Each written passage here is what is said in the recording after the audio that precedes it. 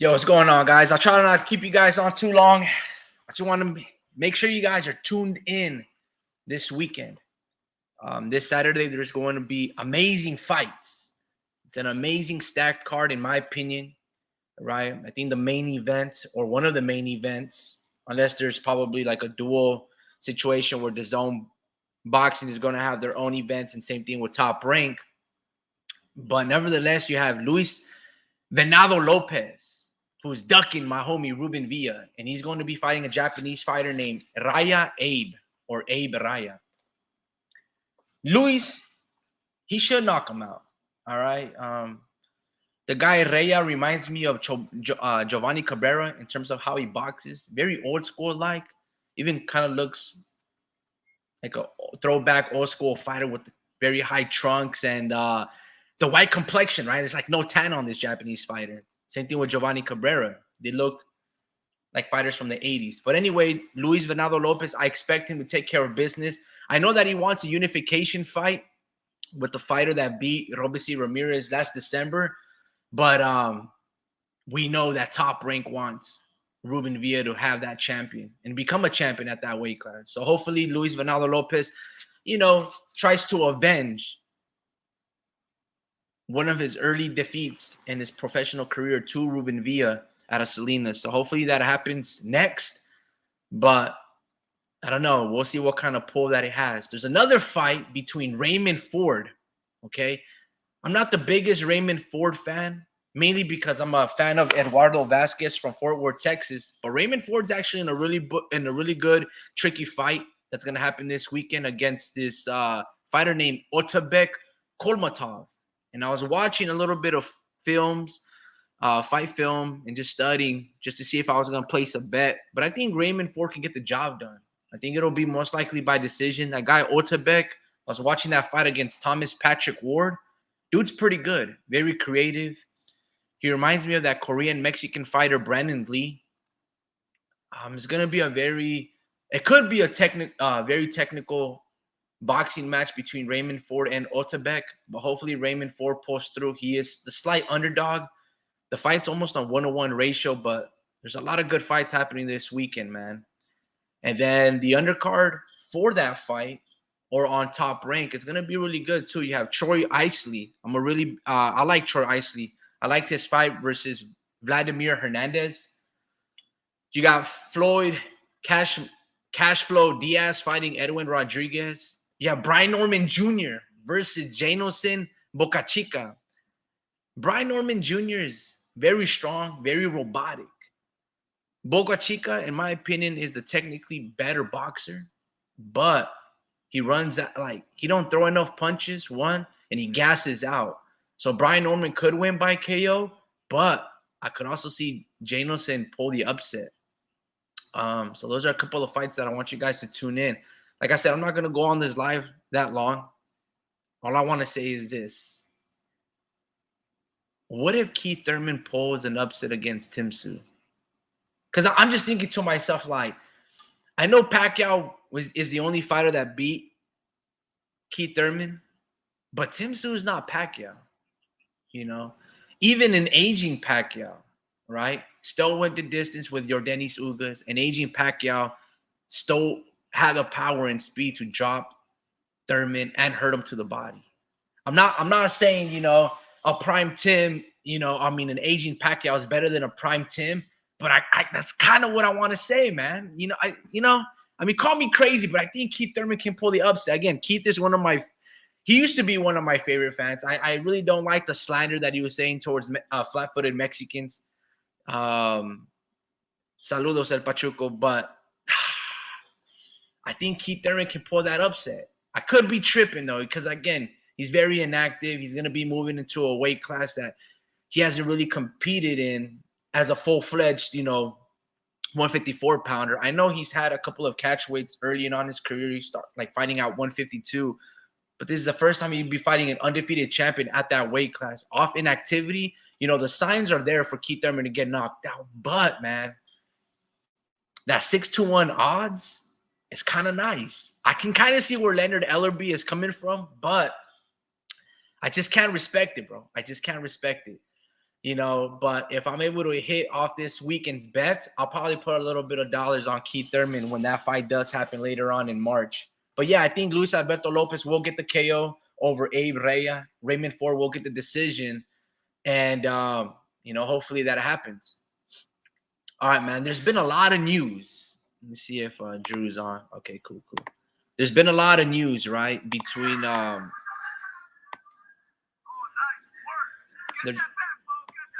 there's been a lot of news between Devin Haney and Ryan Garcia. There's been also, furthermore, I don't know, man, this headache that's going on with the whole news of Canelo Alvarez. Is he going to fight Jaime Munguia? Did he leave PBC?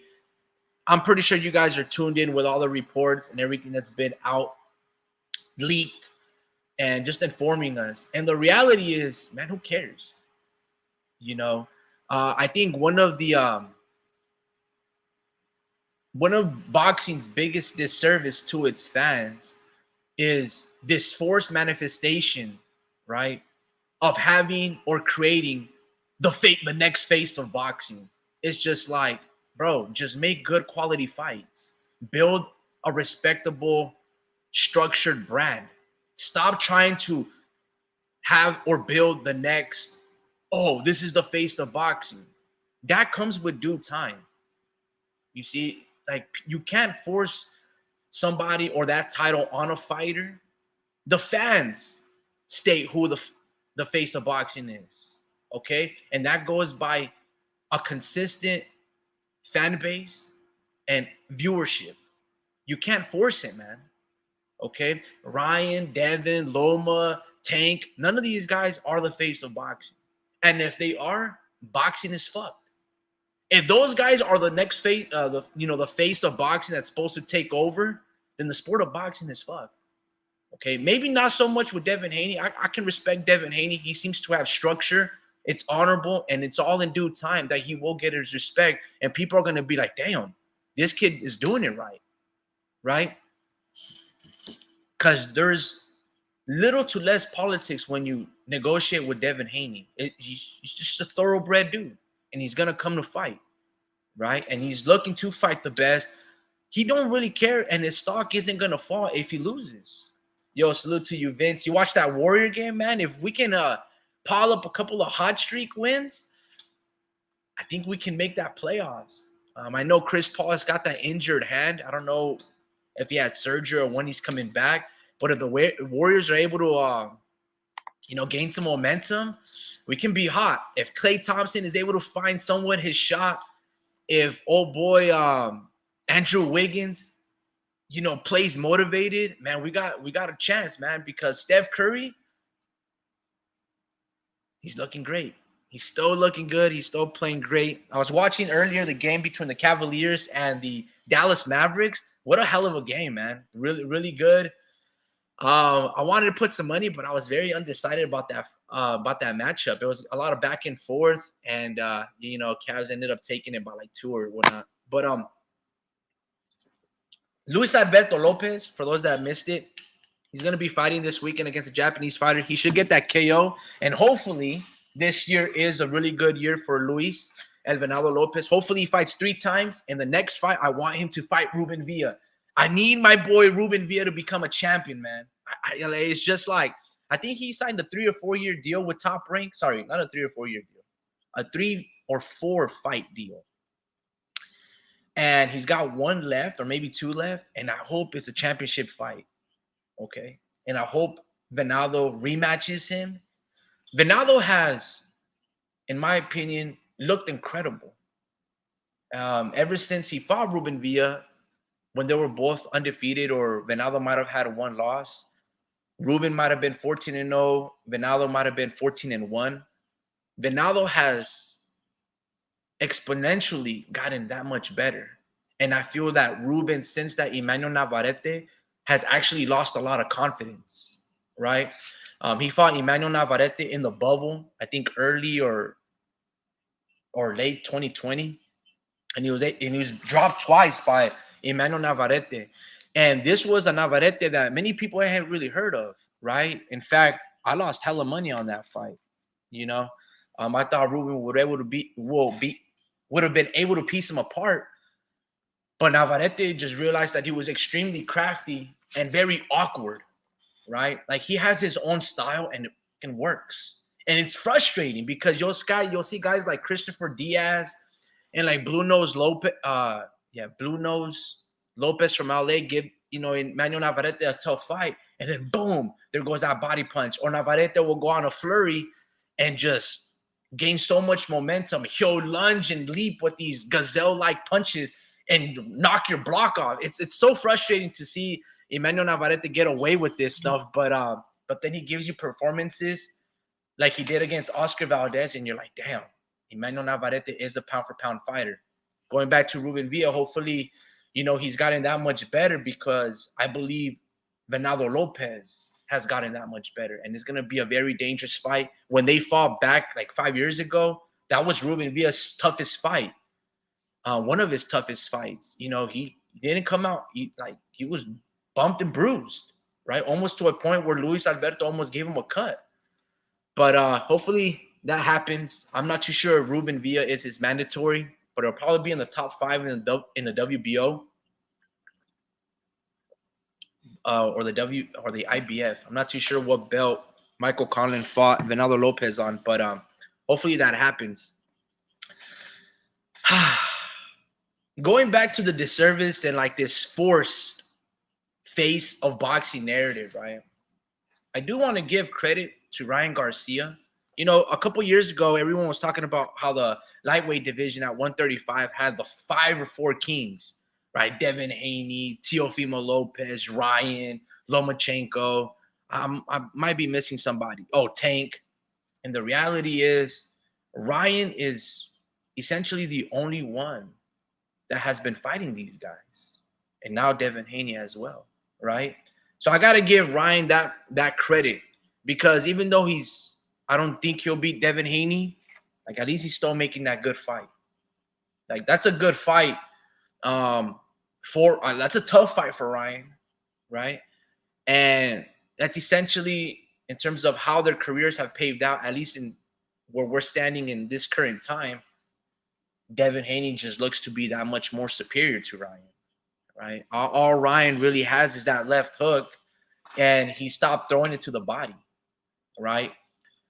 Ryan doesn't really want to throw his jab, doesn't really want to throw uppercuts, and you can't really trust him, right? You can't really trust Ryan to do the right thing. So it looks like Devin will just piece him apart with that jab. But hopefully Derrick James builds off some momentum with Ryan. Hopefully he doesn't do that stupid-ass shoulder roll that he tried to do against Oscar Duarte because it's just not going to work against Devin. But we'll see if that amateur experience and that confidence that Ryan has over Devin, if it carries over. More than likely, like a pro fight is completely different from an amateur fight. But nevertheless, it's still an interesting fight.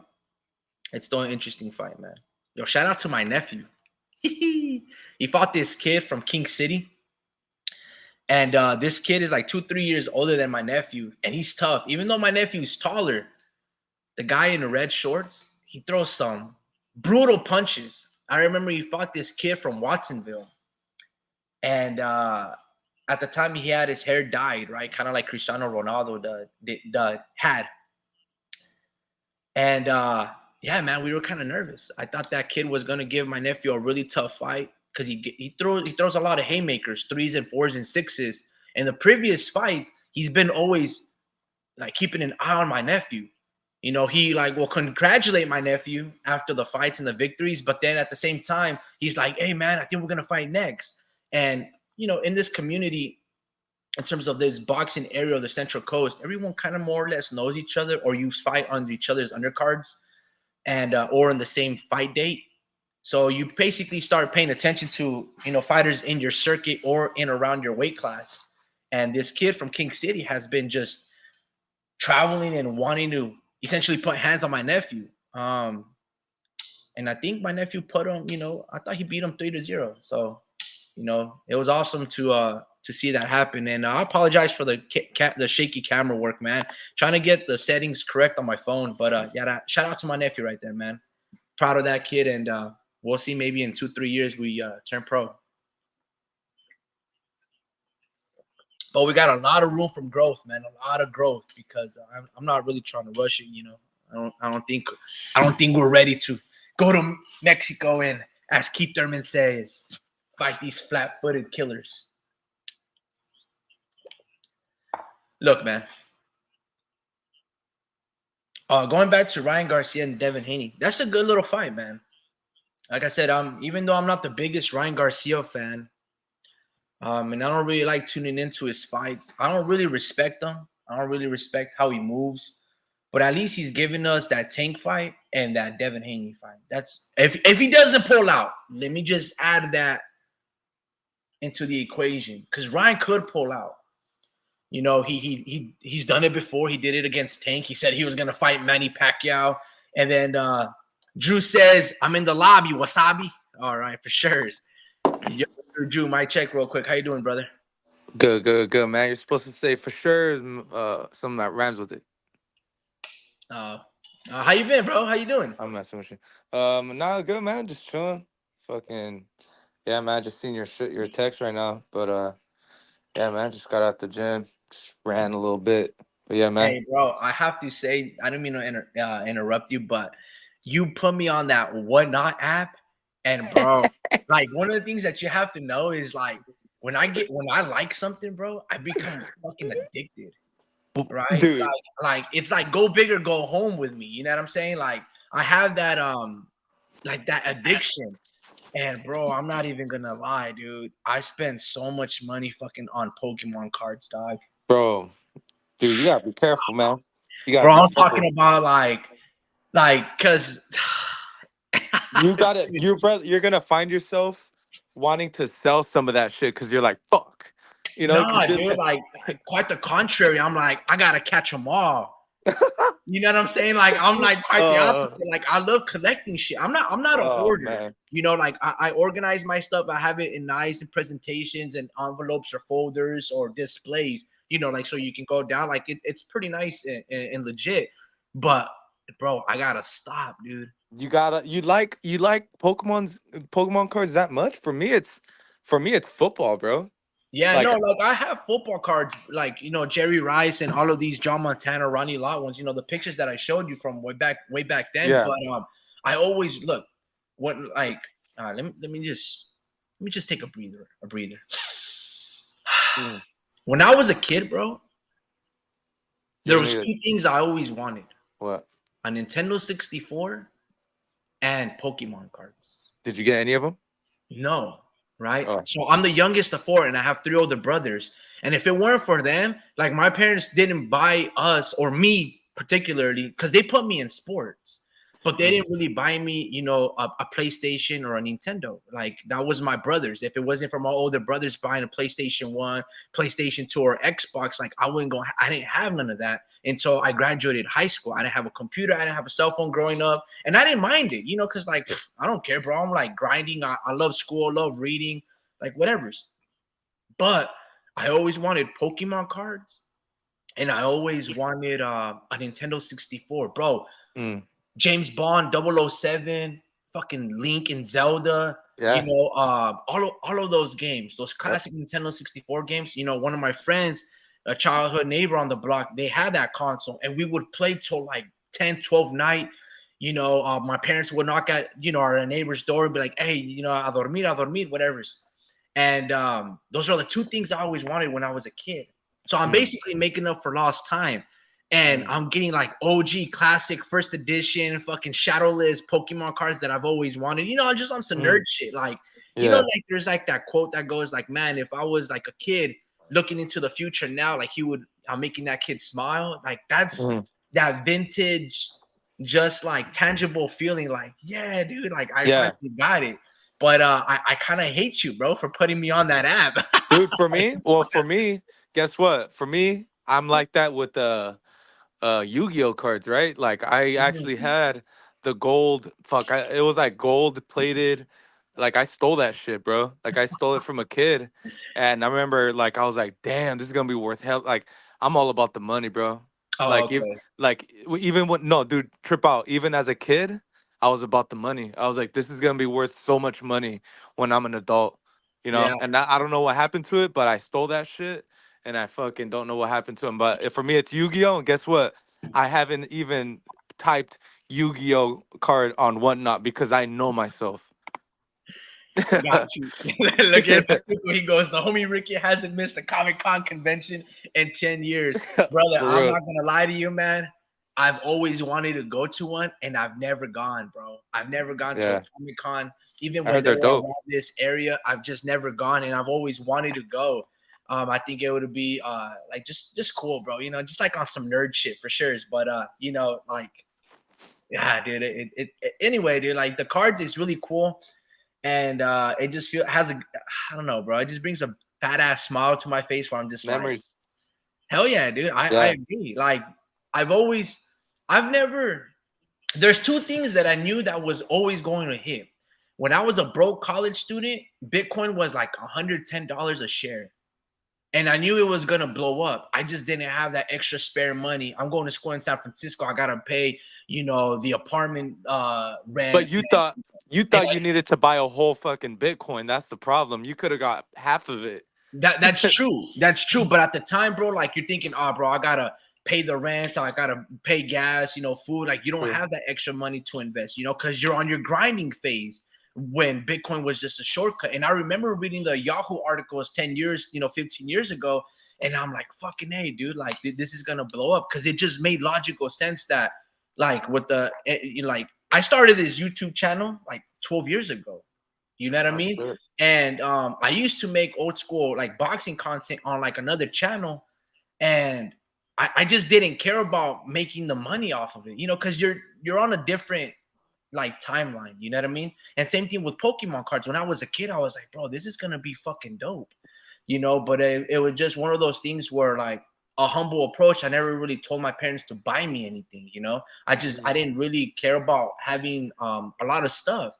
And then Yeah. all of a sudden, since COVID, bro, I don't know exactly what's changed, but I became a consumer. And before, I was just about saving, being frugal, Yeah, and you were. now, bro, like I'm not trying to blame people, but uh, but I became a Nah, consumer in the past that's 4 years, different. dude. But that's different though. Like what you're going through. You know, like it's not like you're. It's like something has changed in your life to to change all those things. But yeah, bro. Like for the Pokemon, bro. Like I was just into the game. You know, like so I know my shit, but it's just I Yeah. never went out of my way to collect the cards. You know, but I definitely played every single fucking Pokemon game. Not the newer ones, but The definitely old the school ones, hell yeah, yeah, bro! On yeah, that big ass Game Boy that was black and green. I know what you're talking about. Yeah, no, yeah. same, bro. I used to. We were big on those, man. I still have like a little treasure chest of the old school PlayStation One and things like that. I still have a Metal Gear Solid, like a dual case video game. But yeah, man. All right. Sorry, guys. Sorry for the listeners. I didn't mean to deviate too far. Two things that I want to address before we even get to start talking about boxing. Drew, once for some reason, guys, when you guys leave a comment, I don't get to read or see or have access to all of the comments. So if it feels like I blocked the message, I didn't block it. It's just kind of strange because I've been reviewing some of the lives and looking at the live chat, and some people will post messages and I don't see all of it. So it's a very strange situation. So if I miss a comment, I apologize. It just sometimes it feels like I don't know what device I'm on, it kind of blocks me on it. So just fair warning. And then and the second thing, Drew, is have you been paying attention to who's going to be fighting this weekend? Not. Oh, yeah. It's Jake Paul. It's Jake Paul, Amanda Serrano. I remember seeing it last week. That the zone card. Um, yeah, I know that he's gonna fight. It's Serrano that's gonna fight on the main card, and I believe no, it's not in Puerto Rico. Uh, I think yeah, there wouldn't be in Puerto Rico. If I'm looking right now, uh, it's on the zone. And fuck, man, I was honestly I intended on canceling that shit, but I forgot, and Uh, it charged me. So I got it for this month. But for sure. I'm looking right now. Give me One or Well, oh yeah, dude, it is. It is. Raymond Ford, he's gonna be fighting this guy named Otakbek Komatov. That's gonna be a good little fight, bro. Hmm. That's in it is in Puerto Rico, bro. Oh, it's in Puerto Rico. Let me ask Yeah. you something, bro. Jake Paul has done extremely well with Amanda Serrano, huh? As far as promoting, yeah, dude, she's made her a millionaire pretty much. And like I was listening to the podcast TVV, and they said oh no, my bad, that came from I was watching YouTube. It was Mikey Garcia on the Ellie Setback. He was talking yesterday, and he was pretty much saying how much they really get.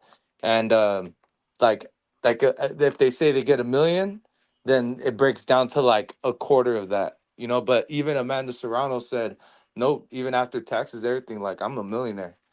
So I'm like, wow, like, that's great, because that's really hard to achieve, for a professional fighter.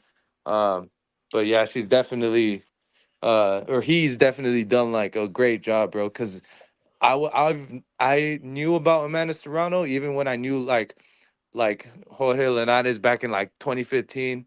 Like I was familiar with the name, but then not up until he got signed with she got signed with MVP Promotions. I was like she he put me on her, and then I was like, oh shit, like this chick's been in the game for a while. Like I heard of her, but I never really went out of my way to watch the fights. And then I knew Katie Taylor though. I knew Katie Taylor was a gold medalist, and then boom, that fight really just put me on both of them, really. Yeah, for sure. Yeah, that was an amazing fight. I still feel that they did her dirty, but Amanda Serrano, I thought she won. I Yeah, thought me that too. fifth round should have been a 10-8 round. Me too. But I'll these never forget. judges and Eddie Hearn, they definitely have. I mean, it was a close fight.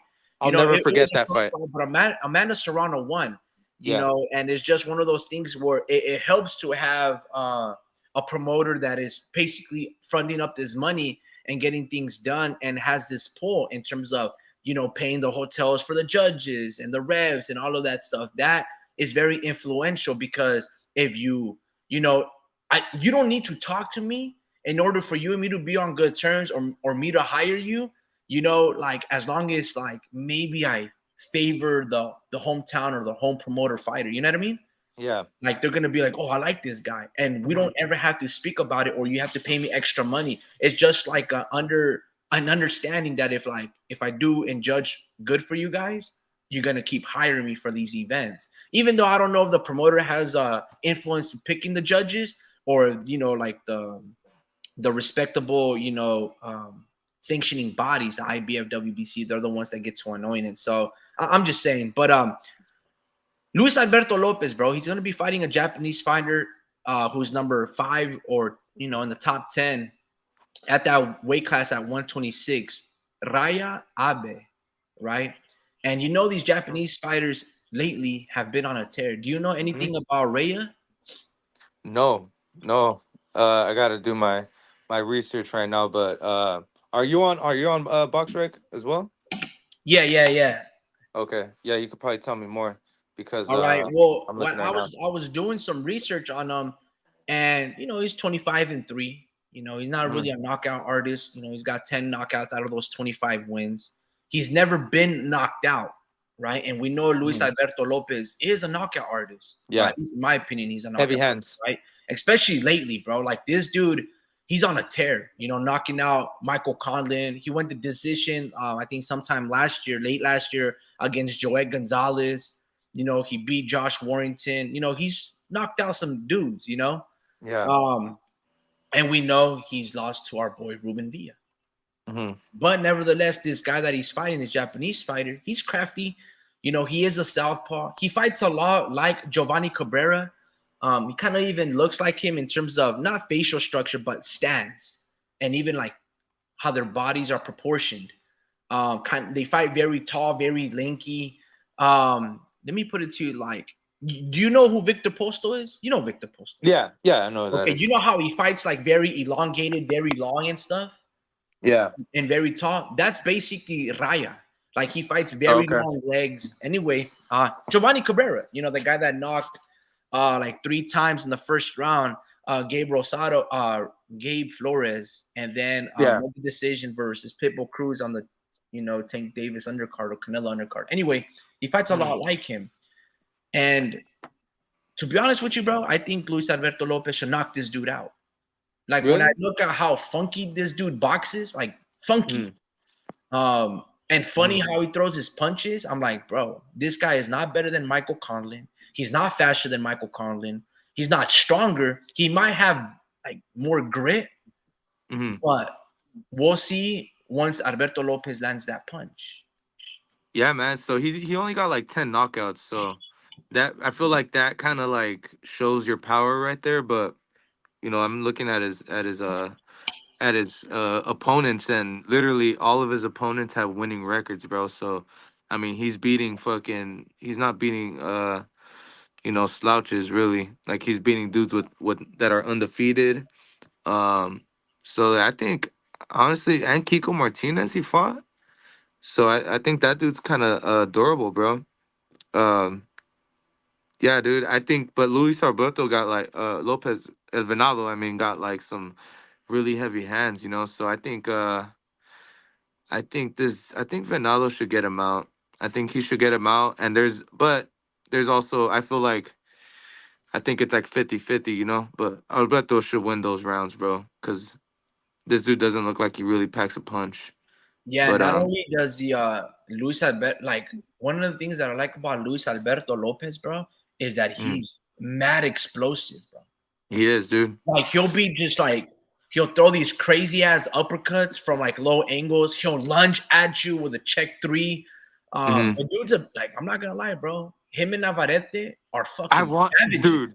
You read my mind right now. I They're was like about just to say, savages, bro. Like yeah, you can't train for these dudes because they'll be yeah, out of range and they'll fucking run at you type of shit just to throw a gazelle, four from like Kingdom Come. Like, bro, they'll be yeah. squatted down and his glove will almost be touching the canvas, and you'll throw a Hmm. fucking Hadouken Dragon Ball Z like uppercut, Street Fighter shit. I'm like, what the fuck is going on, dude? And Yeah. and because it's so awkward, it comes at you like a bolt of lightning, like boom. And then next you get Hmm. smacked and you fucking find yourself in the canvas and you're like shit. But anyway, I'm not trying to glaze all over this dude, but Yeah. fucking Ruben Villa, bro.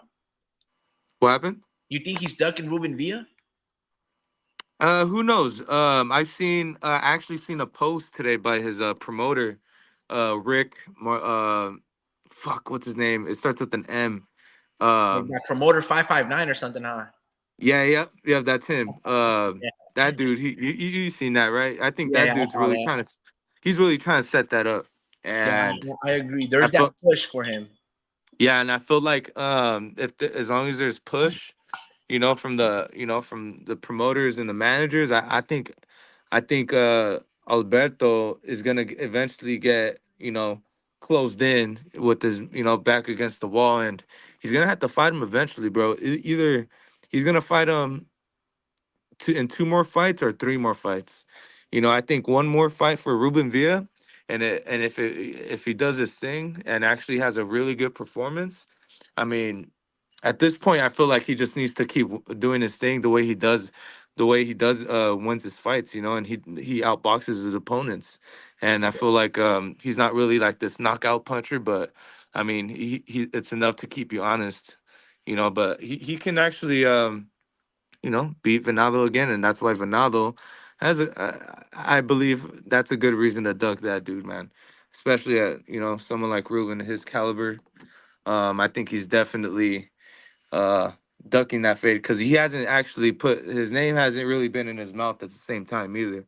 I haven't Yeah, really been hearing that. Like I'd be trying to want to get that get back. Because I mean you have Top Rank right here, just who actually is. You have a guy in Rick. I gotta find out his name. Um, he's actually screening for Ruben Villa to become a world champion. So yeah, I think someone like Venaldo should feel some type of way and be like, hey.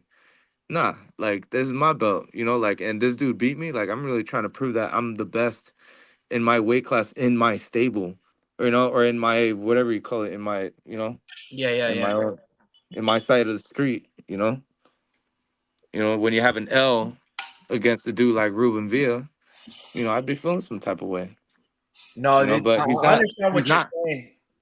he's I'm gonna not, say he's two not things. saying his name. Yeah, for sure. I mean, I wouldn't say his name either, but I'm gonna say two things that's hurting Ruben Villa. Is one, you have no pull. And what I mean by that is like you're not influential. One is you're not really a knockout artist. And I'm not saying Ruben is boring, I but think when it's you talk enough though. about Ruben has never given you a I think it's enough. performance like that kid Rafael Espinoza gave us on December when he upset and beat Robeisy Ramirez. And Mm. that's who Luis Alberto Lopez is calling out. Like he wants to unify in that weight class. You see? And Ruben Villa, when the eyes were watching him, which was the main event on ESPN against Emmanuel Navarrete, when he got dropped, he Mm-hmm. started to get on his bicycle like Jermaine Ortiz did versus Teofimo Lopez. You Right. see? And I love Ruben, bro, but that was the reality. I was like, fuck, when he got dropped for that second time, I think it was in the fourth round, I was like, fuck, dude, he's gonna get slept. And then Ruben Mm. resorted to boxing like Jermaine Ortiz and circling, essentially running away, but he was being very cautious because he needed it to be, because he's not seeing Mm-hmm. those punches that he's getting rocked and dropped with. So I understand he went on to survival mode. But kind of how like people were shitting all over Devin Haney when Linares rocked him in the 10th, and it became like a sodomy situation where fucking Devin was clinching and hugging this dude like a teddy bear for the next 9 minutes.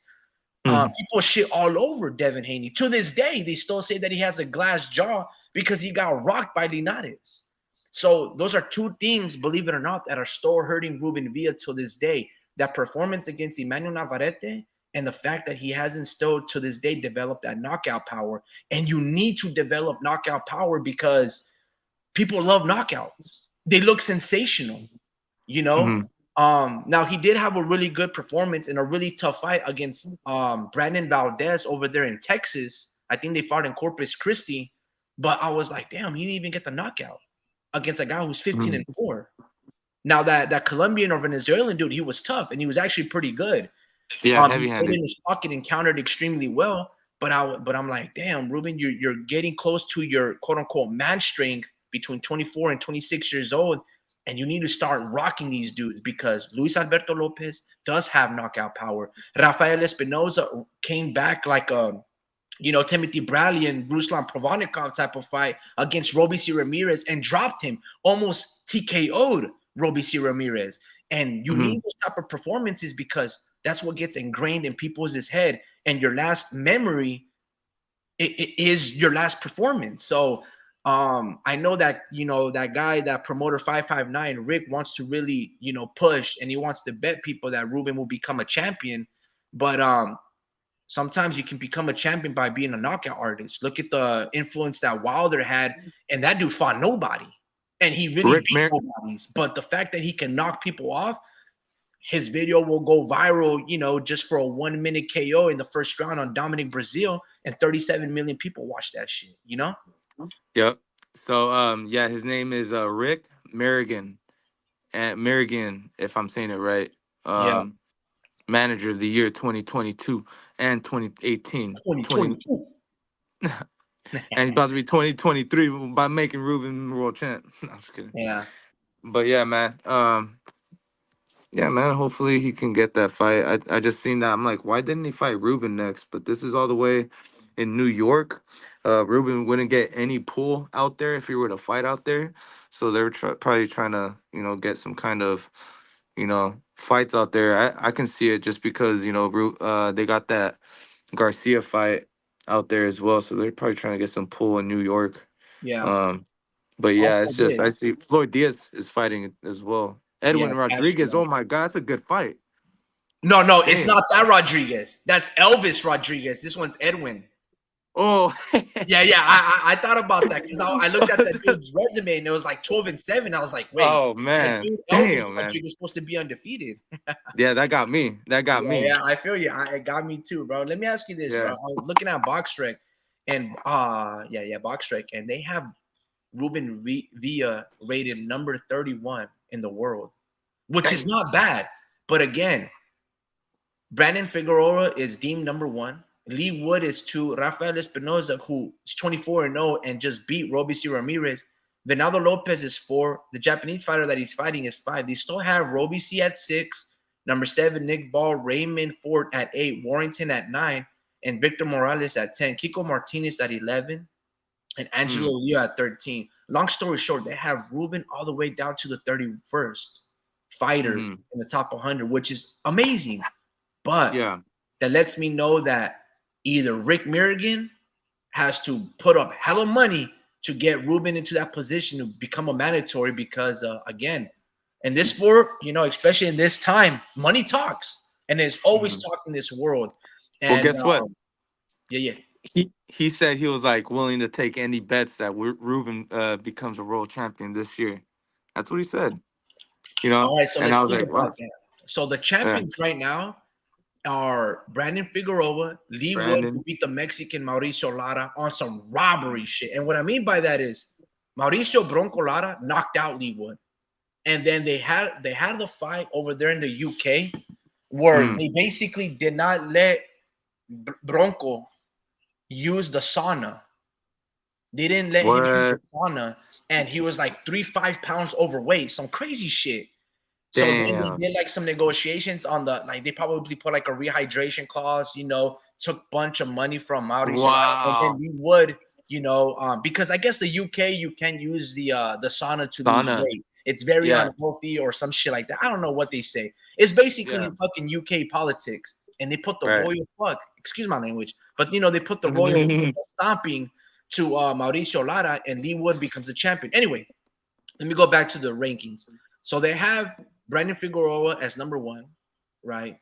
Lee Wood as number 2, Rafael Espinoza at 3, and Luis Alberto Lopez at 4, right? So Rick Mirrigan is taking bets to make and saying that Ruben Villa is going to be a champion. Of those 4 names that I stated, Brandon Fig, Lee Wood, Rafael Espinoza, and Alberto Lopez, Well, which one of shit. those 4 champions can Ruben Villa beat, bro? See, like now, Pachuco says these rankings are somewhat bogus, I but agree.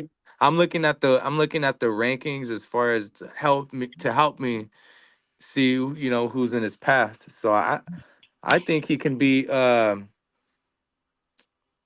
looking at it right now. See, I've always wanted him to beat someone like a Joet Gonzalez. I think Joet Gonzalez would be a good statement fight right there. Yeah, He Joel, is he's tough. fucking good though, bro. Like he's He's not a good. champion though, and he's hella good. Exactly. Yeah, exactly. And I think having a common opponent, you gotta start looking at his common opponents, bro. And that's on his side of the street, And Isaac Dogbay's built like fucking Venado, dude. He's tough as well. I know. Um, Naho. Nah, and then that kind of slipped out. But yeah, dude. And then Victor Morales. Victor I Morales think is of good. those 4 champions, in my opinion, Ruben Villa could beat Lee Wood. I think he can outbox Lee Wood. Yeah, yeah, yeah. Ruben is Well, much more athletic. He's younger. He might not hit as hard as Lee Wood, but Lee Wood ain't catching Ruben Villa. Ruben's got better feet. He's got a way better jab, much more educated. And Lee Wood does not have the punch creativity or the explosiveness of Emmanuel Navarrete or Luis Alberto Lopez. Here's the thing. If Rick Mirrigan is going to put up money for Ruben Villa to challenge Lee Wood, he's going to have to go over to the UK pond and beat that dude over there at their state. And I don't know if Rick Mirrigan is damn. willing to front that much money or whoever he has to pay in terms of the sanctioning bodies, the WBA, to put Ruben in that position to beat Lee Wood. But, obviously he's with Top Rank. And, they're going to have that crossover promotion. And there's a lot of stuff. So I don't think Ruben will fight Lee Wood just because of all those things. But I don't know, man. Yeah, man. I was looking at Reiya Abe. I'm like, God damn, he's ranked number 5. I know, bro. So he's earned it, bro. He's earned that shot. You So think so? in a sense, bro. Because I mean, how the hell you get ranked up so high? How you gonna? He's definitely putting up the money one Yeah, way or definitely. Like, another. that guy Honda or Tekken Promotions, they got the money, bro. Because really, all Yeah, he really did was beat Kiko Martinez, bro. Kiko Martinez is like 42 years old. I know, but he's game though. But no, he's mean. But how Yeah. is Kiko Martinez ahead of Ruben Villa when Ruben Villa is 21-1, has only lost to Emmanuel Navarrete, and Kiko Martinez is still somehow in the top 15, bro. Right. And I'm just Yeah, man. kind of like El Pachuco was saying, those rankings are pretty bogus. Dude, hell yeah. Ruben should be a top 10 fighter. Um, but yeah, man, it's gonna be really interesting to see what happens. El Pachuco goes. Mauricio Lara was majorly screwed over in the UK. I lost some love for Eddie Hearn after that debacle. I agree, and no one's going to say or cry about it, because the UK fan base, they just want a champion over there, and they like and respect Lee Wood because Lee Wood is a respectable fighter. He gave you an amazing fight with Mick Conlon. Same thing with Josh Warrington. And even those fights with Bronco Lara, when he got stepped in the first fight, it was fantastic. It was very entertaining. The second one, he was very methodical. But yeah, man, I'm not going to lie to you, El Pachuco. I am not a big fan of Eddie Hearn. I Damn. respect Yeah. his hustle. I respect his hustle. I respect how he's always fan friendly and giving a lot of these channels interviews. There's a lot of content. But like most promoters, they're greedy. They're filled with lies. They lie in front of your face, right?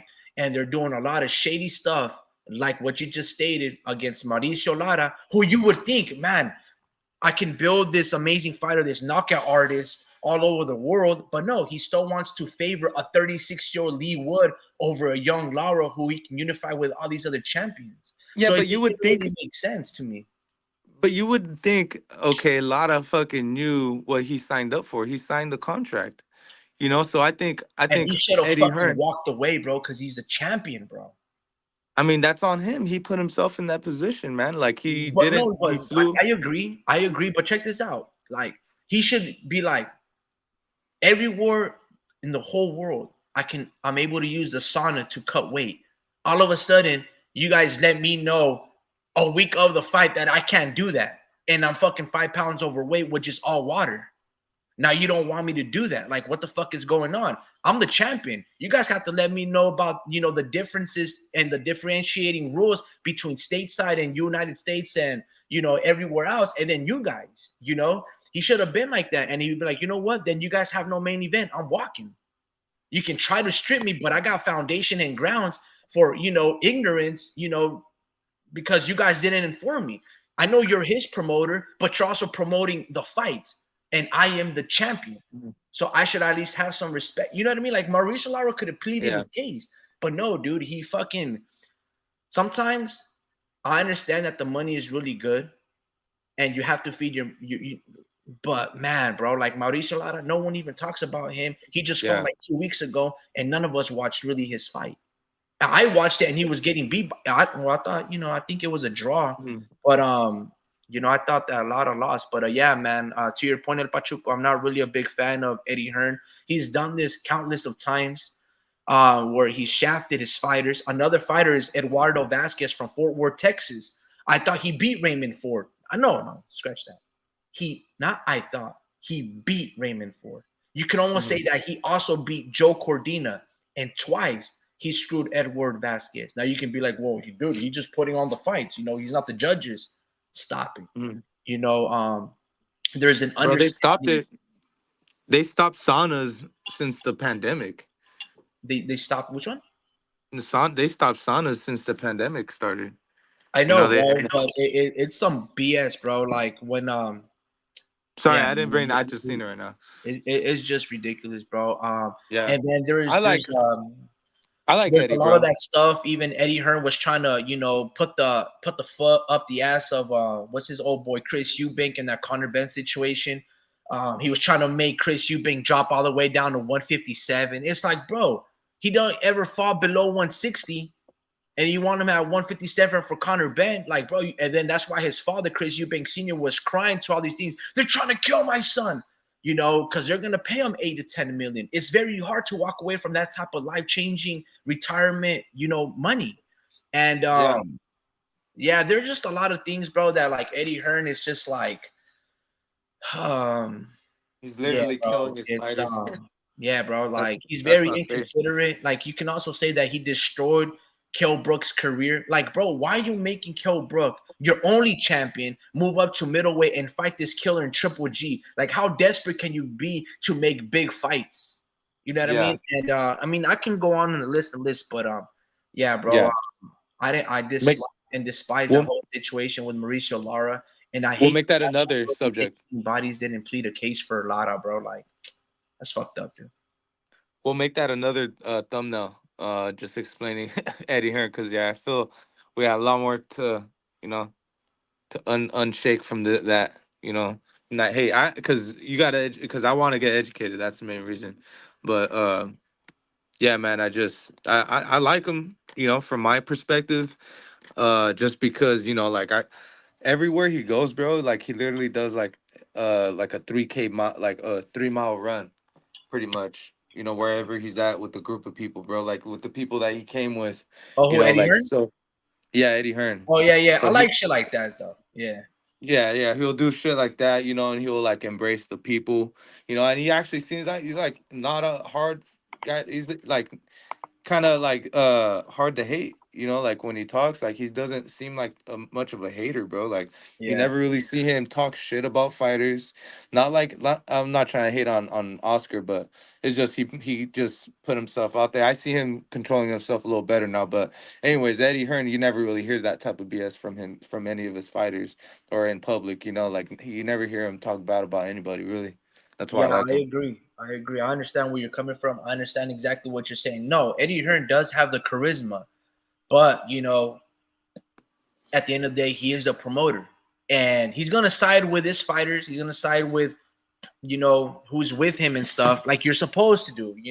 But in terms of being honorable and being just, I just don't think you can really get that with any type of promoter. But yeah, man, hopefully Golden It Boy changes comes his act because he should have been doing interviews left and right, Golden Boy, but he's I don't know, he's got this pompous, very egotistical control. I mean, everybody has an ego. Like, I mean, fuck it, everyone's human, everybody has flaws. But when it comes Yeah. down to really being the best promoter, Eddie Hearn does have that understanding of what it takes. Yeah. At the end of the day, he's not infallible where he's gonna do You all wrong. You know what I mean? You just triggered me right now. Damn. Did you hear about? Nah, not in a bad way. Um, not just nah. You just like you reminded me of something. Did you hear about that whole thing with Oscar saying saying like that the zone people called him up and asked if Eddie Hearn can go up there and talk as well. He goes, "Oh, what did he have to do with this fight?" And I'm talking about the Devin Haney Ryan Garcia fight. Did you hear Yeah. about that? And No, I did not hear about that. But again, at least from what I've been told, is Eddie Hearn wasn't even involved in the negotiations. It was Bill Haney and Golden Boy and their company, and boom. Like, if I'm Oscar, I'm yeah, like, why the fuck am I gonna have him here? It's like having Lou yeah, DiBella. Like, I'm not gonna let him talk. Like, what the fuck? yeah, Yeah, I would be a little upset. Has Eddie Hearn ever done that to Oscar? Has he ever told, yeah, Oscar, come and talk about this fight? No. It yeah, was like that same Carmel Moulton. No disrespect to Carmel Moulton, but Floyd Mayweather and Carmel Moulton interrupted Canelo Alvarez's press conference, press conference, when he beat Jermell Charlo. And they were talking mm, about, and Floyd Mayweather had Carmel Moulton on talking like about 15 to 30 minutes, and it was boring. And it was like, bro, get the fuck out of here. This is Canelo's post fight conference. Like, we're not trying to hear Carmel Munson. He fought nobody in his second fight. It's like the yeah, same thing. It's like, bro, I know you're trying to use Canelo's platform and it gave some limelight on Carmel, but all in due time. And same thing with Eddie Hearn. Like, I want to see him host a fight, and then all of a sudden Oscar be like, hey, let me come in and let me just talk because I'm Golden Boy. I'm a gold medalist. I built all of these stars. Like, he's not gonna do that. Will he ever let yeah, Oscar talk if he gets Canelo back? If Eddie Hearn gets Canelo back, you think Eddie Hearn is gonna let Oscar near Canelo and talk in his in a press conference? Absolutely not. hell no, nope, Fuck no. yeah, Now he fights Jaime Munguia, well, yeah, because now you have interest in both fighters. But like, if let's say if Canelo were to fight Eddie Hearn next, you think he's gonna bring in Oscar De La to say some words? You think the zone is gonna tell Oscar to go say some words? Absolutely not. So yeah, if I'm Oscar, I'm mm. fucking throwing my classic left hook and clocking Eddie Hearn on the jaw. Like, boom.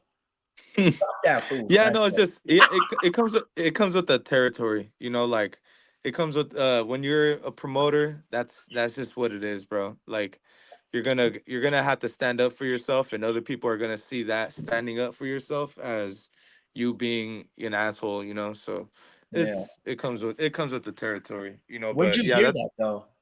um oh, I posted it, or yeah, I think I posted it, and it was just a quote from Oscar De La Hoya, pretty much uh explaining like the situation.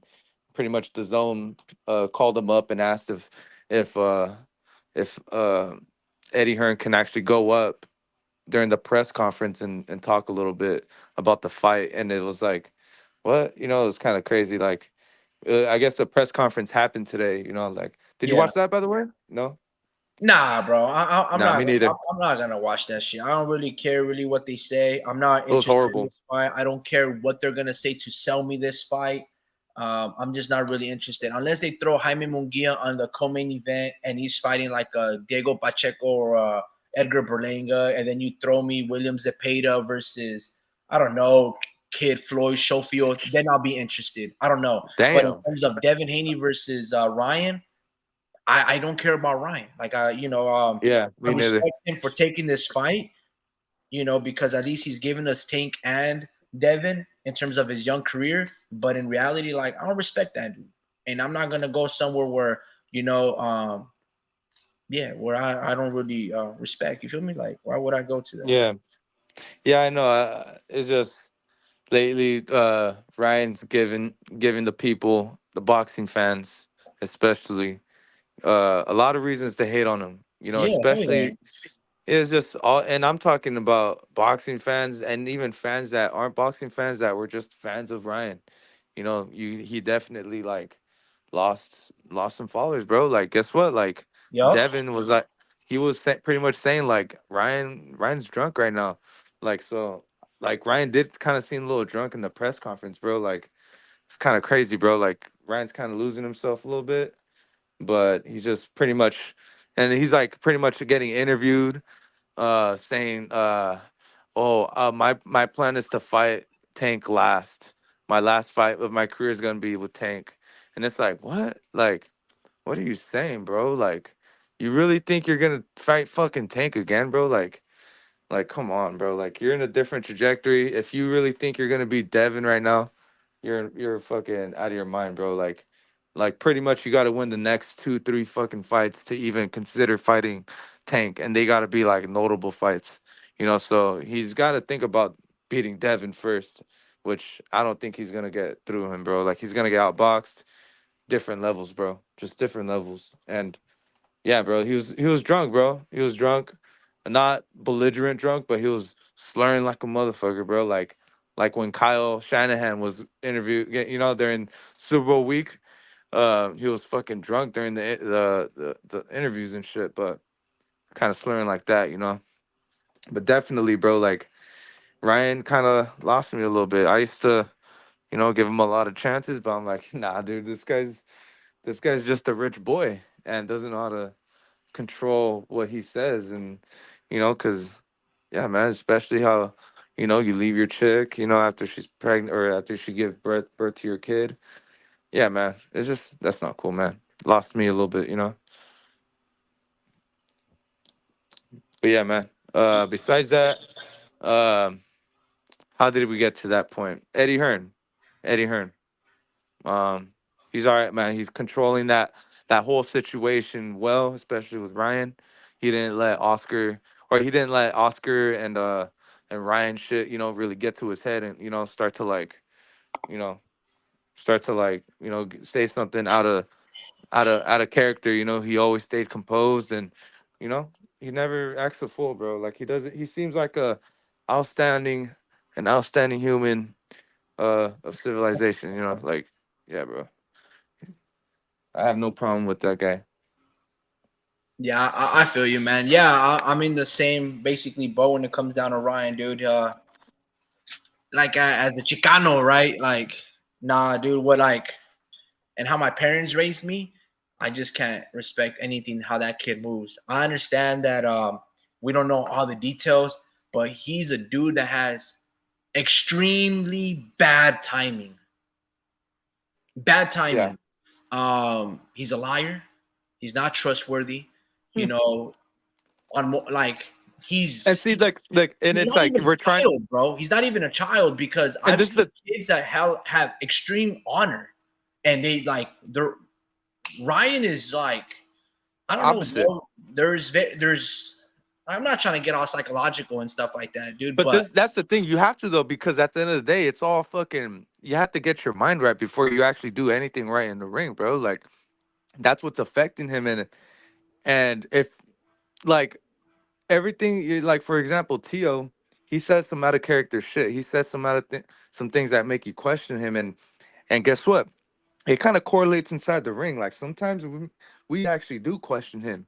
You know, we're like, dude, what the fuck you struggling on Sandor Martin for? So I think everything kind of correlates. oh And no, Sandro Martin's good, bro. He's good, bro. well, he beat Ryan. Yeah, I think Sandro Martin would be Ryan Garcia.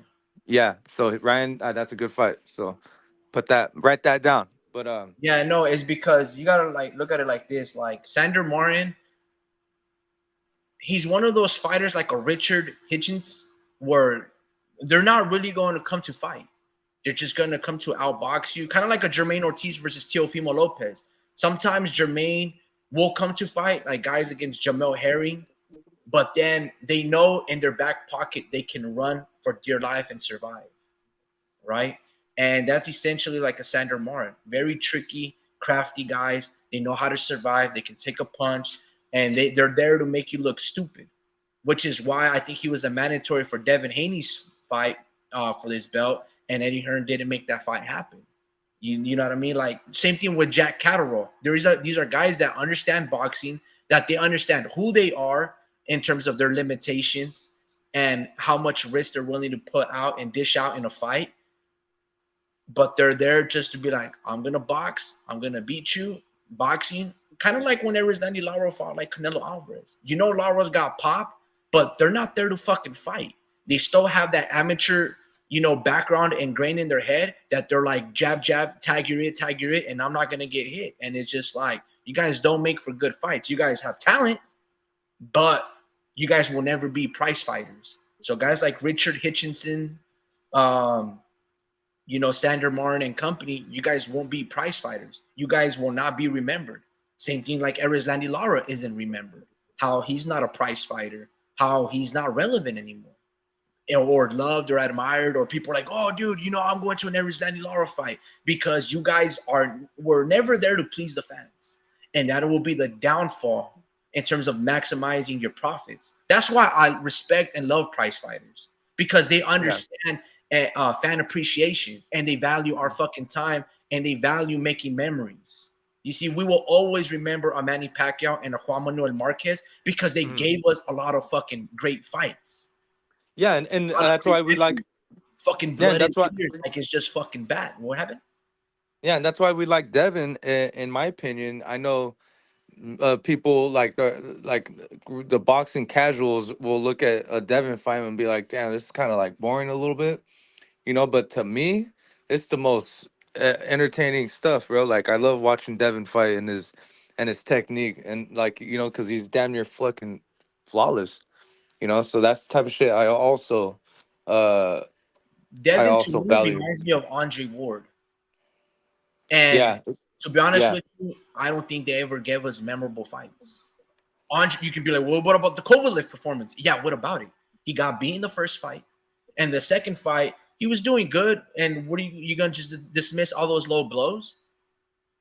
Like, Yeah, because actually what he Andre reminds Ward me did a of, lot of amazing stuff. His fights were all against but like pretty much Eastern European or UK fighters like Carl Froch. Those performances were but I also they were but I cool, but also like, give me one fight where you're like, oh man, I always go back in YouTube and watch Andre Ward. The dude's amazing. Fuck no. But the thing is with HBO, bro, they had different commentators, bro. They had better commentators and it actually pointed out the beauty in boxing.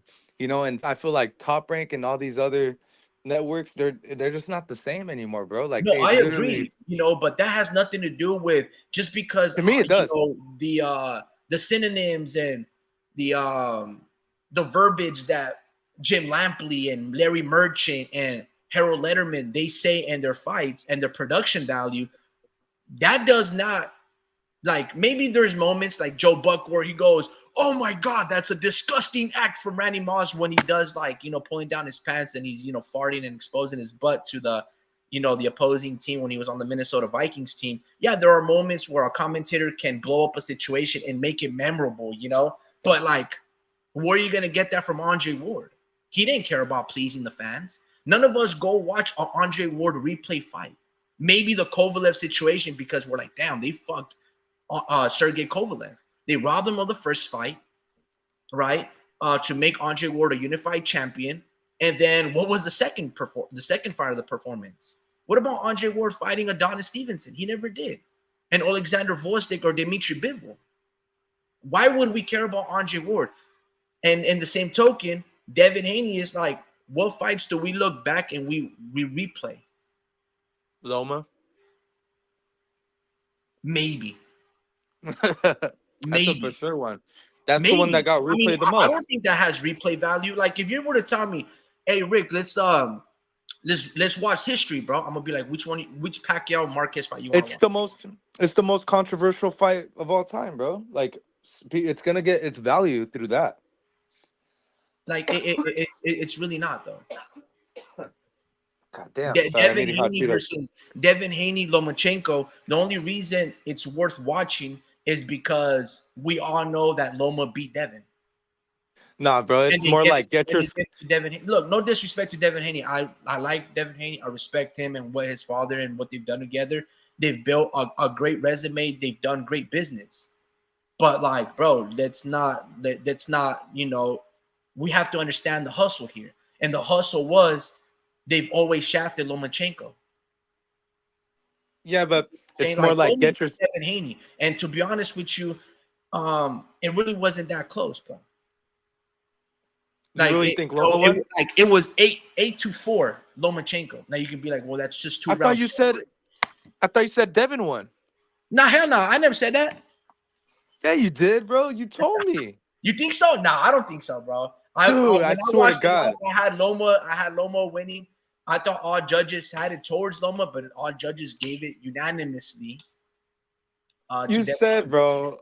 Oh, man. I don't think so. I don't think so. See, at this point, bro, we forget. Like, I think most people fucking are forgetting what they said.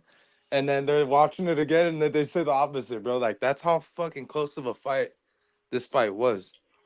So I think, of course, you're going to name Manny Pacquiao versus Marquez. Like, that's, one of my favorite fights of all time. The last one.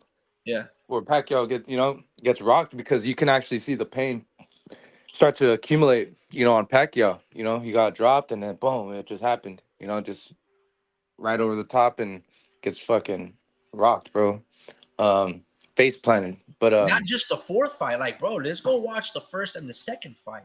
I never watched those. You see what I'm saying? Like, you got to go do yourself a treat and go watch them because they're fucking fantastic. It's like that's what I'm talking about, like, studios. No disrespect. Lomachenko versus Devin, that was a really good boxing match. It's a legit boxing match. It was fucking very entertaining, but it like Miguel Cotto versus Floyd Mayweather. That's probably Floyd Mayweather's most entertaining fight because Miguel Cotto would be worthy of a challenge. Like he had great punch selection. He had great footwork, and he gave that was Floyd Mayweather's probably one of his, in terms from a boxing technical standpoint. That was one of his most entertaining bouts. You can be like Marcos Maidana. What about that one? That was Floyd Mayweather's toughest fight, up there, one of their toughest fights. But from a technical standpoint, like the Miguel Cotto fight, in terms of teaching somebody and watching film study, you want to go back to that one. What about Corrales? And what's the name? That was entertaining. That was a fucking one-sided beatdown.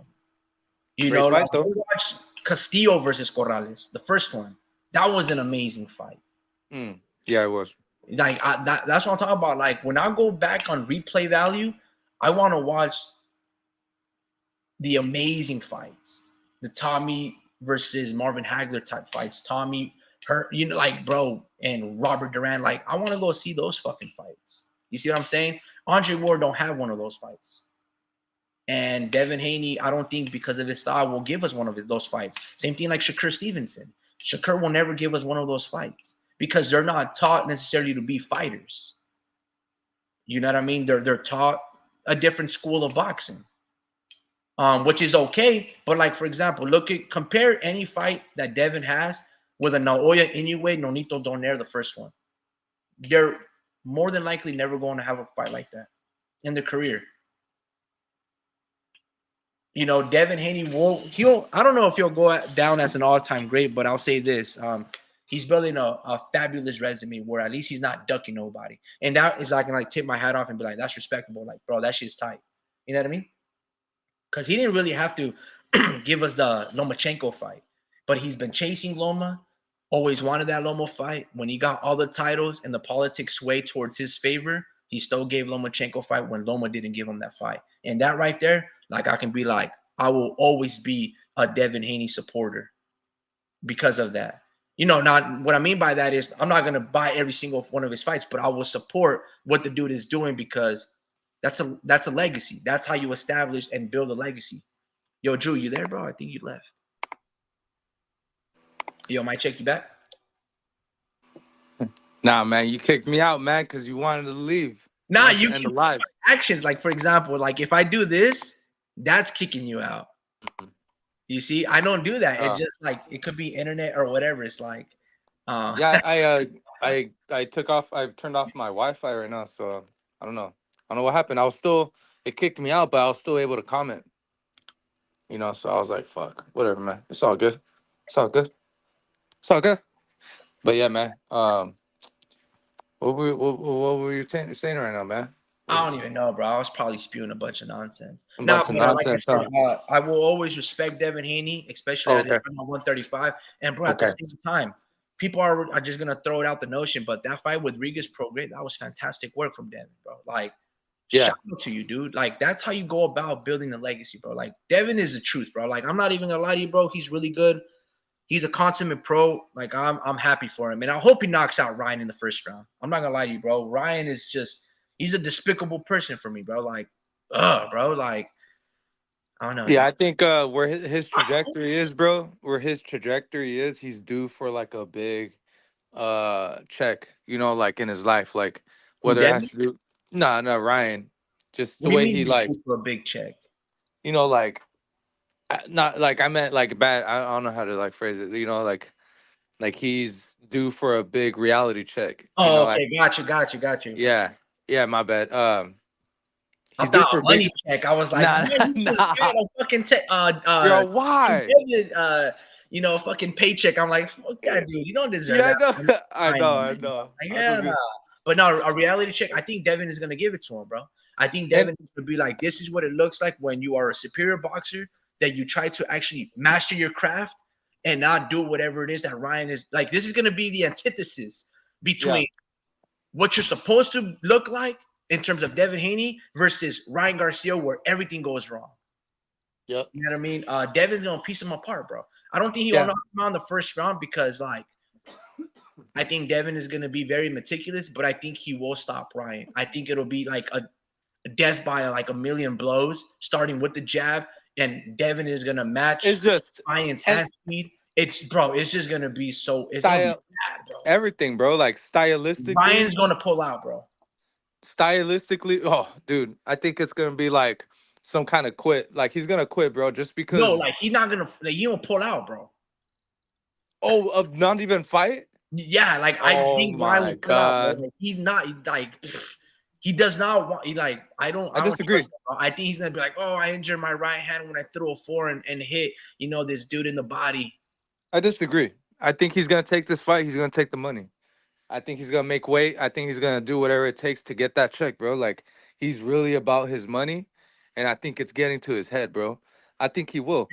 Like I'm not doubting it, bro. Just because if he's a, why would he be afraid of fighting Devin when he's fighting somebody like Tank, bro, where he could have like gotten knocked out, bro. Like he was already doubting himself, bro. For this fight, don't you think he's I know he's downing himself a little more, He or doubted just himself in the Tank fight, bro. He pulled yeah. out in the Tank fight, told the fans that he was on to bigger and better things, fighting Oh, men. he did. That never He happened. did. And then he doubted himself in this fight, telling people Fuck. in post interviews, "Oh, I knew I was gonna lose. I had a broken, Damn.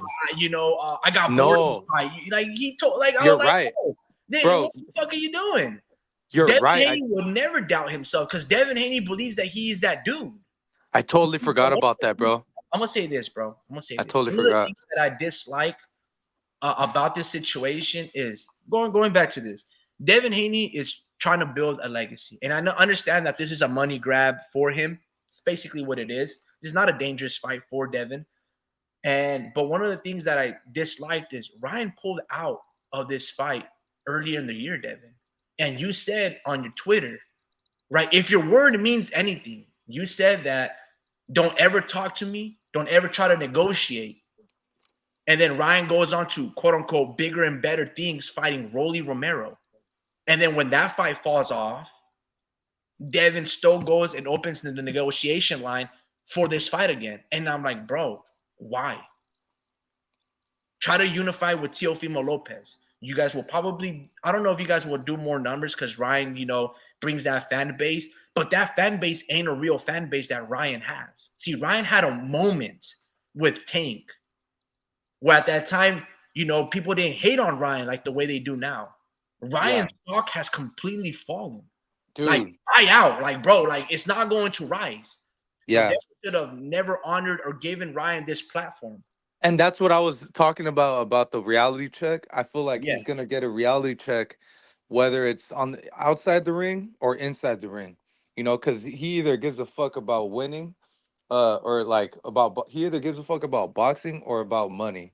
That's one. I think it's about money more than anything. So I think he's gonna see how much he's gonna get offered after this fight, and he's gonna see how much his stock really has fallen. Yeah. I don't think he's gonna do the numbers he did with Tank. Obviously, I think he's fizzled out, like you said. I think he's only making himself more hated in a bad way. They say bad publicity is good publicity. Nah, not when you're saying outrageous shit like this. It's like people are trying to ignore you now. You Yeah. know, people are actually getting to the point where they don't want to see you. They want to ignore you. Because everything you say is just kind of like, come on, man, like stop. Just get off the internet. Don't say things for. If he gets off internet or like social media for like 2-3 weeks, his stock will slightly go up. You know, his Yeah, stock will no, slightly man. go up two Yeah, one point of the four things, percent. like, and this is all self-inflicted wounds from Ryan. Because sometimes, bro, saying less is doing way more. Yeah, Don't say much, bro. Just say like sound bites. yeah, Just say sound bites. Have those one-liners and don't say much more. Don't go into a lot of details and yeah, things of that nature because people aren't going to respect it. And then the more you talk, kind of like me, the more stupid I sound. yeah. Just emphasize on certain things and boom, keep it simple. But yeah, man, I understand that if Devin wants to have that big moment with Teofimo Lopez, he has to go through Orion so he can gain a lot of followers. But like I said, man, Devin has been doing the right things and he continues to do the right things. I just feel like he has a lot of honor and he has a lot of respect. He's like Kanye West before he married Kim Kardashian. Bro, you make great, dope music. You have all the credibility. You have a lot of access. You have a lot of influence. Devin Haney is Kanye West. Ryan Garcia is Kim Kardashian. The minute you pair up with them and try to make them legit, right? They're only going to fucking manipulate you and But break this is you the thing, apart, Kim K. embarrass you, and do all these things. And you're like, damn, bro. Like, This is why the did I do that? Kim K has a belt though. That's the problem. MK has a what? Kim K has a belt. A belt? Nah, Ryan got no belt. Now, I'm saying like Rolly does. He's Oh, he's but he's that's he's another a dude. It's kind of he's a like Kardashian. He's a this is one Kardashian. of the biggest flaws, kind of like I was talking about like 30 minutes earlier. This manifestation to building fighters and to make them champions. It's Rolly and crazy. Ryan, if they were, well, I guess Rolly is a champion, but I'm never going to call him a champion. When you make these guys, these divas, champions, And when they don't earn it, they're not going to respect the sanctioning body. They're not going to adhere to your laws because they think that you need them.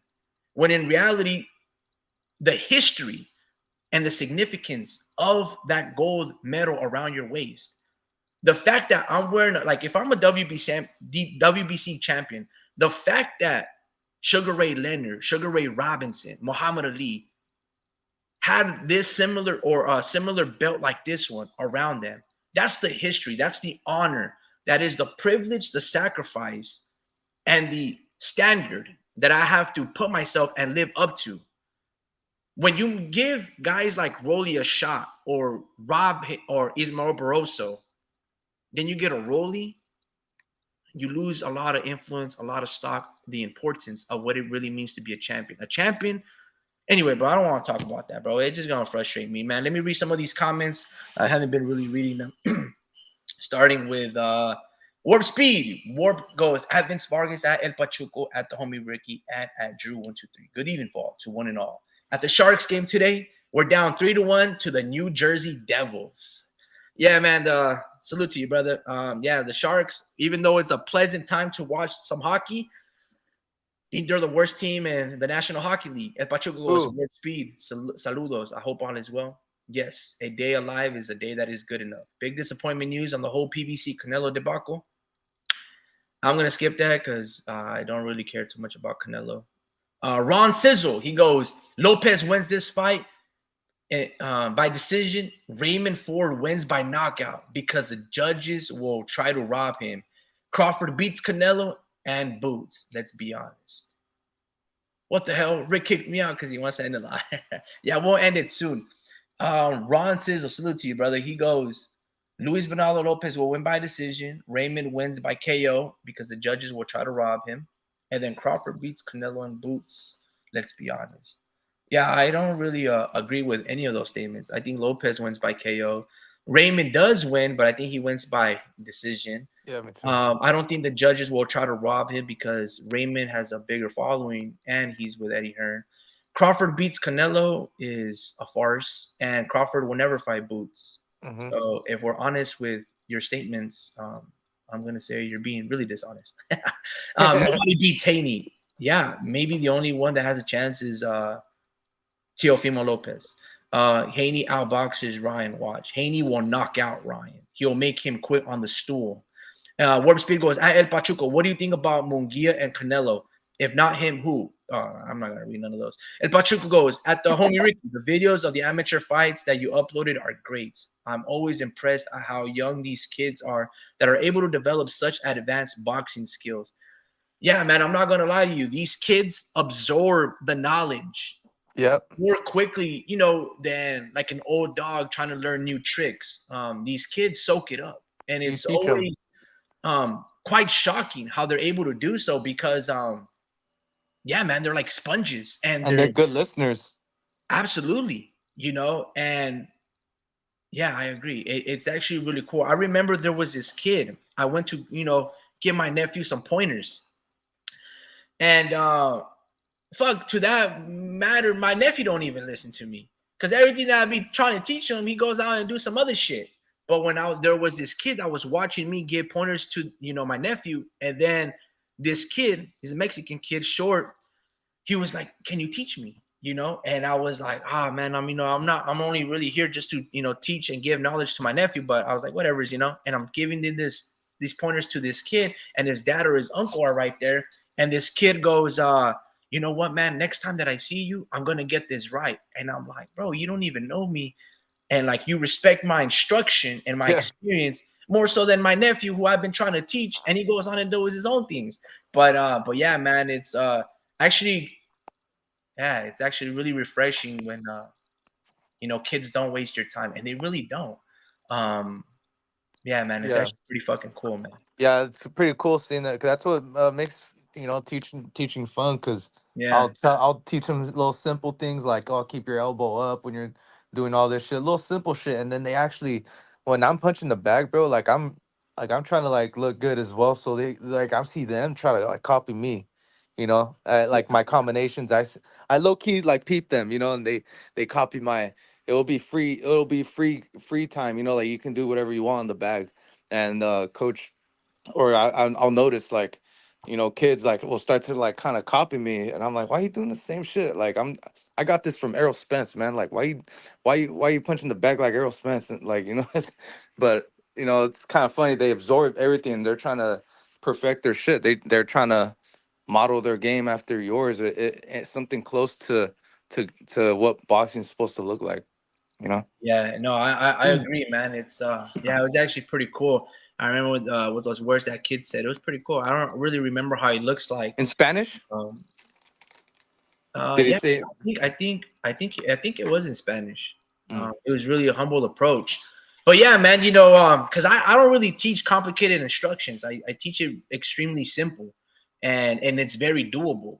I'm not gonna try to reinvent the wheel here. I'm not, I have a lot of tricks on my sleeve, but at the same time, I understand it's all about building, building blocks and Yeah. baby steps. So that's the way I build, and that's the way I teach. And I could be extremely patient, but at the same time, like anybody, you can be impatient as well. But it just all depends on how fast you learn, and then how quickly you observe the knowledge too. That we can allow to like, okay, now you mastered this. Now let's go on to this other stuff, and now this be flashy, this be flamboyant, this be crowd Yeah. pleasing, and that's a different instruction. But yeah, man, But yeah, salute to you, Pachuco. I'm glad that you like the amateur videos, man. I try to post a few of them. I missed a lot of the fights that day. I only was able to grab the second fight of the second portion of the half of the fights. I missed out like on 15 fights beforehand, running a little bit late. Had a busy weekend as well, trying to really maximize the 2 days off of work and try to put a lot of things on my plate.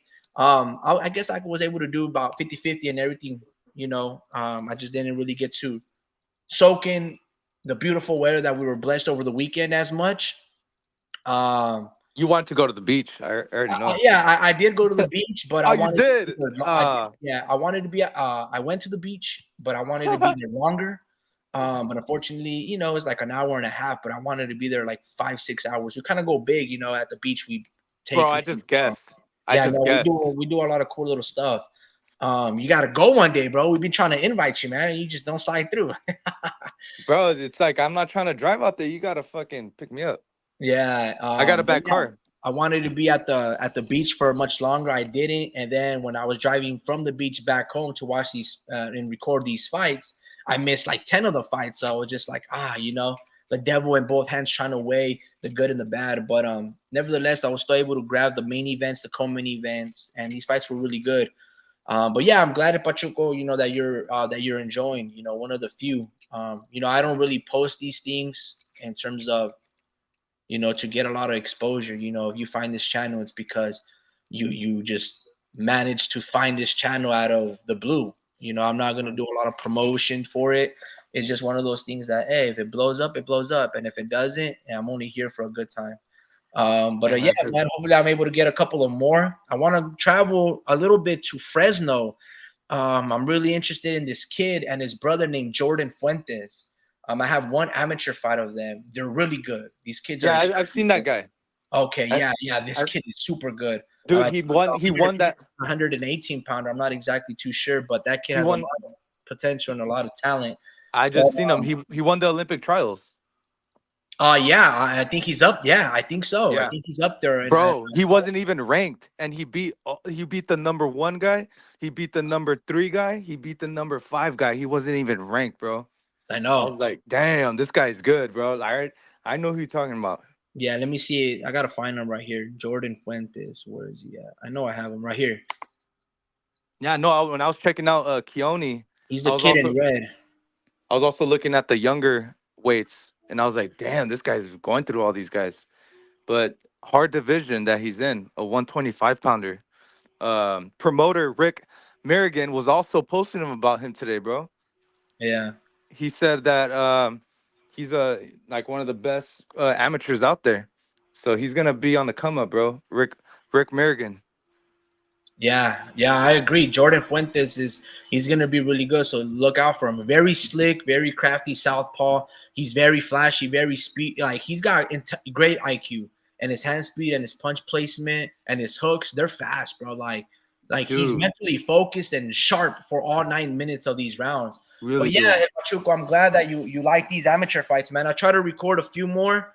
But it just really comes down to like if I go to these events and record them, I try to do my best. But you know, sometimes I don't keep my ear to the grindstone and I miss out on a lot of amazing fights. But I know I could be doing more, to be honest with you guys, but it be like that sometimes. If Pachuco goes at warp speed, I would have preferred for Munguia to have one or two more fights under Freddie Roach before fighting Canelo. I got Canelo by unanimous decision. I would like to see Canelo versus Munguia Benavidez Bivol rematch if possible. Two more fights would have been perfect. I still think Munguia gives Canelo the most hell out of all the 168 pounders that Canelo has faced so far. Heck, maybe Munguia surprises us. That kid said he would do better to show gratitude, G. Yeah, maybe. I don't really remember, man, but I wonder where he is now. Yeah, young Mexican kid who probably didn't even speak English. Yeah, man. Yeah, I remember I was giving him a little bit of pointers, like 5 minutes worth of instruction, hitting a little bit of mitts, teaching him how to throw punches properly, keeping his chin tucked down. Yeah, it was cool, man. Let me see. Yeah, man. Yeah. I guess we'll save that for a different topic, the Canelo fight. I mean, we talked about that What about the Otakbek fight? in a live like a month ago about like how Munguia looks good under Freddie Roach. One or two more fights, he'll be really polished. So we talked about all those things. I don't really want to repeat myself, but yeah, Munguia would be the best fighter on Canelo's resume at 168. Way better than Rocky Fielding, better than Billy Joe Saunders, Callum Smith. I think he would give Canelo a really good fight because he's gonna throw a bunch of punches, but Canelo's got great defense. Who And would you root for? hit by a lot of those punches that Munguia throws. Munguia fuck around and fight Canelo like he did against Derenchenko. That fight ain't going past 8 rounds, and Munguia's getting knocked out, probably by some body punches. Canelo is very slick. The way to beat Canelo is the way how Bivol did it, by throwing a lot of punches, a lot of straight punches, and Munguia throws a lot of hooks. And he keeps his Munguia doesn't get his head off the center line. He's got all grit. He's all grit, and Canelo will make him pay. But, Munguia is tougher better than all these guys that Canelo has faced, like John Ryder. And, yeah, that would be a really good fight. Two more fights would have been perfect, but I don't think that fight's happening next. Oscar De La Hoya said, I doubt it. Yeah, I seen that. So I think it's going to be fucking Berlanga. God damn it. Yeah, I think it will be Berlanga. He's American. Canelo has no interest in fighting Mexicans. He's going to probably fight Edgar Berlanga because, like I said, even though Edgar beat an undefeated fighter, I don't think he's earned the right. But Canelo, in terms of where he's at in his career, it's good enough to land a Canelo fight. And it's going to sell the Mexican, Puerto Rican line to a young undefeated knockout fighter coming off a victory. There's all these narratives that you can sell to the casuals that are always tuning in. But there's nothing more important than this guy named Jordan Fuentes and guy in red, trying to win gold.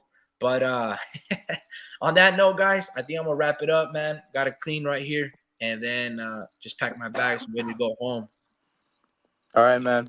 Any closing words, Jew? My closing word is that Berlanga fight gets over 700K buys. Oh, damn. That's a good number. You think it does more? How much did Jermell Charlo and Canelo do? Like 75K or 100K. Wait, Jermell and Canelo did 100K? Yeah, bro, it did horrible numbers. Damn. Yeah, so that's why the Berlanga fight's gonna fucking sell, bro. And so is Munguia. Those fights are good money fights, and honestly, it doesn't fit our narrative as far as what boxing should be. But the boxing business, it does. Because Berlanga sells, bro. Damn. Yeah. Wow. Berlanga has a lot of followers. He got Fat Joe backing. He pretty much got every. We don't know what the future looks like, but if Canelo is looking to have a stay busy fight against, believe it or not, Edgar Berlanga is a threat because he is young. Even though he's not that great, he is young and he does pack a punch. All it really takes is one fucking haymaker to land on aging Canelo Alvarez, where he doesn't look to be at his best anymore. He is getting older. He has a lot of wear and tear. Edgar can surprise us, same like Munguia can. The probabilities of it, 80-20. But nevertheless, Berlanga, Wrap my head around that, bro. Like, dude, Berlanga, if he fucking goes before he goes in a press conference and talks his shit, it's gonna sell even more. You know? yeah, I don't think he will. I don't think he will. I think No, he's gonna have a lot of gratitude and a lot of respect for Canelo. hopefully. I don't think that he'll go in there with "I'm a fucking monster" like mentality. I think he'll Yeah, be relatively cautious. But you never know, man. He, like I said, he does have the power. But bro, just because you knocked out a 35-year-old Patty McGrory who hadn't fought nobody, I'm not gonna be like, oh, you can beat a pound for pound fighter in Canelo, you know. right. But nevertheless, I guess we can save that for another talk. But have a good night, guys. And Drew says it'll do 700 pay-per-view buys, 700,000 pay-per-view buys. Crazy. That's Might Caleb Plant numbers. Yeah, maybe. All righty, guys. Have a good night. Hasta la próxima. All right, man. Peace. Peace.